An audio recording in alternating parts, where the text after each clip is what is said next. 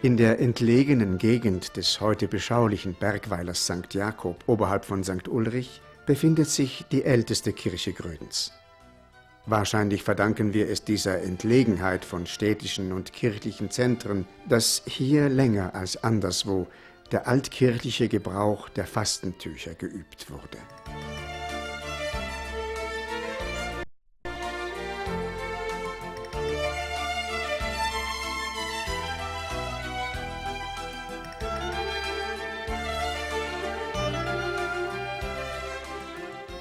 Das Fastentuch aus St. Jakob ist ganz dem Geiste der Passion Christi gewidmet, weshalb es in Gröden Passionstuch genannt wird. Bei Beginn der Fastenzeit wurde es vor dem Altarbereich aufgespannt und vor Ostersonntag wieder entfernt.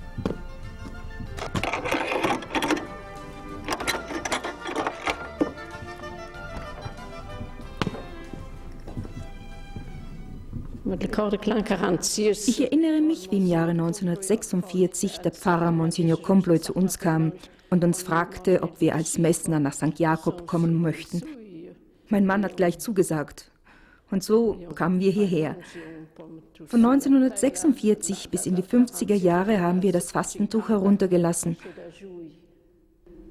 Mein Mann und mein Sohn Pius stiegen über jene kleine Tür auf das Deckengewölbe und ließen durch die kleinen Löcher dort das Tuch an Seilen herab. Eines Tages sagte Monsignor Comploy, wenn ihr das Tuch wieder aufrollt, dann lasst es oben, es zerreißt sich. Und so ist es später nach St. Ulrich gekommen. Als im Jahr 1960 das Museum in St. Ulrich eingerichtet wurde, gelangte nach dem Kruzifix von Saint-Rassas das Fastentuch aus der St. Jakobskirche als zweites kostbares Kunstdenkmal ins Museum zur Aufbewahrung.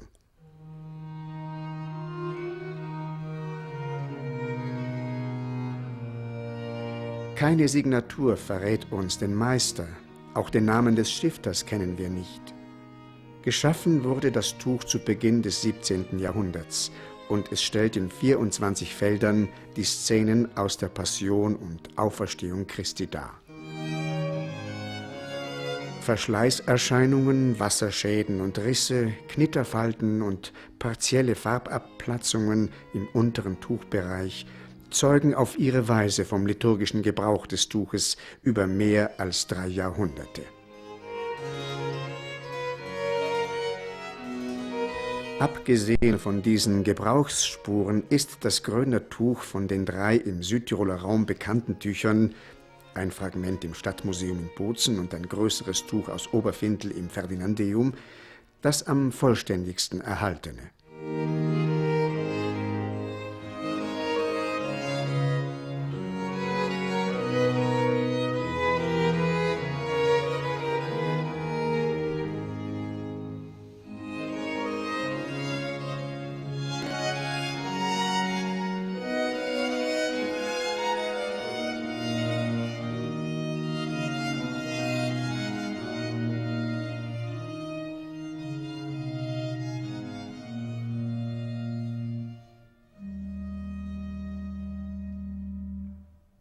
Dass Textilien, bemalt wie in unserem Fall, bestickt oder gewebt wie in anderen Fällen, nicht geringer zu schätzende Kunstwerke sind als etwa Gemälde oder Werke der Bildhauerkunst, ist heutzutage eigentlich ohne Zweifel.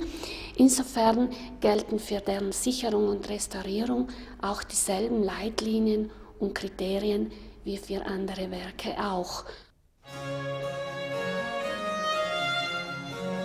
3 Monate lang wird der Skulpturensaal des Museums in eine Restaurierungswerkstatt umgewandelt, in der fachgerecht an der Konservierung und Restaurierung des Fastentuches gearbeitet wird. Als erstes wird die Reinigung der fetthaltigen Substanzen, die sich im Laufe der Jahrhunderte auf der Mahlschicht angesammelt haben, mittels Testbenzin durchgeführt.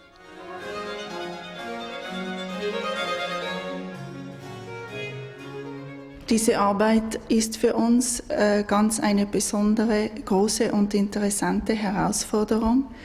gerade wegen der Eingriffe, wegen der konservatorischen Entscheidungen und auch eine besondere Gelegenheit, an einem solchen wertvollen Stück Hand anlegen zu können. Bei der Malerei handelt es sich um Eitempera auf grundierter Leinwand, welche die Struktur des Leinens zum Aufrollen des Tuches beweglich gehalten hat. Nachdem auch die dunkel verfärbten Feuchtigkeitsränder mechanisch entfernt worden sind, wird die gesamte Malschicht mit Acrylharz im Sprühverfahren mehrere Male fixiert.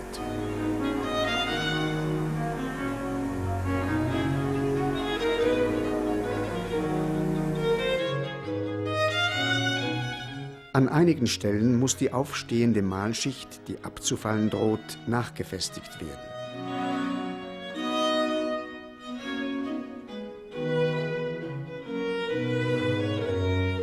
Die zahlreichen und in jeder Größe vorhandenen Knitterfalten und Wellenbildungen werden ausgebügelt.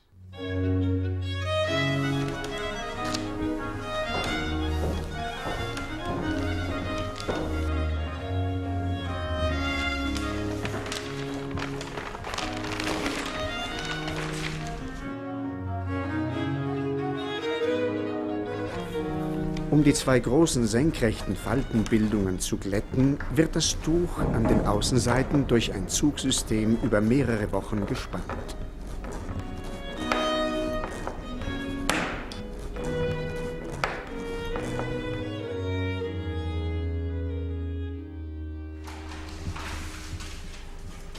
Die stark ausgeprägten Wellen werden über Nacht mit Gewichten beschwert.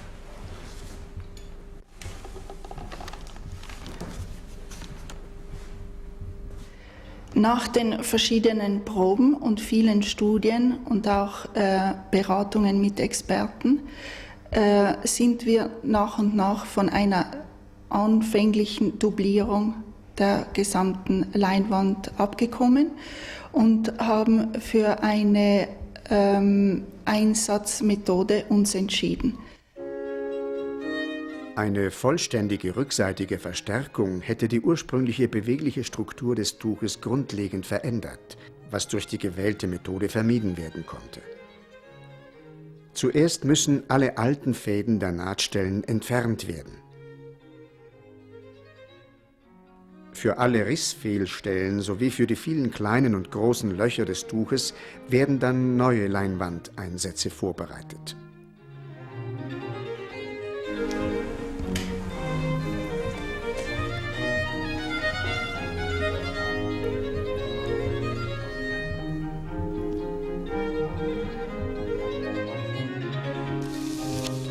Auf die Fehlstelle wird eine Klarsichtfolie aufgelegt und deren Umriss markiert.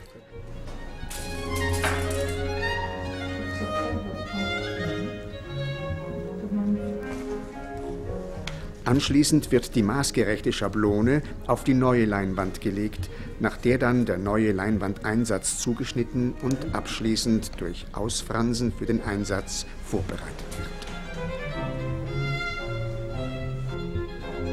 Ausgewählt wurde ein neues Leinen, das sich in Struktur und Farbe dem originalen Tuch anpasst.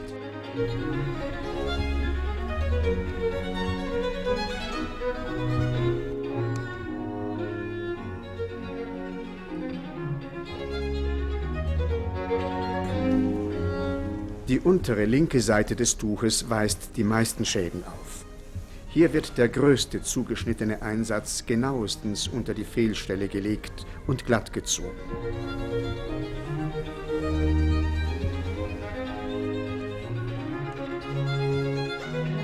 Das Durcheinander der Fäden und die Ausfransungen werden einzeln geordnet.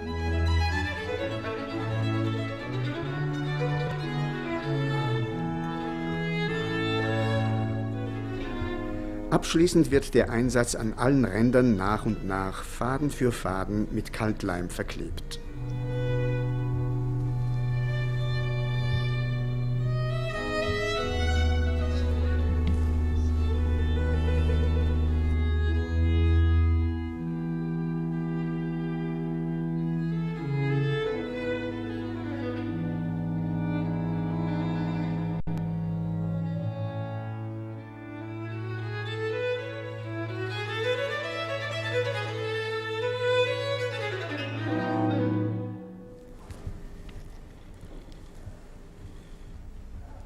Zum Abschluss werden die Seitenrandeinfassungen wiederhergestellt und an den Fehlstellen mit Leinengarn neu genäht.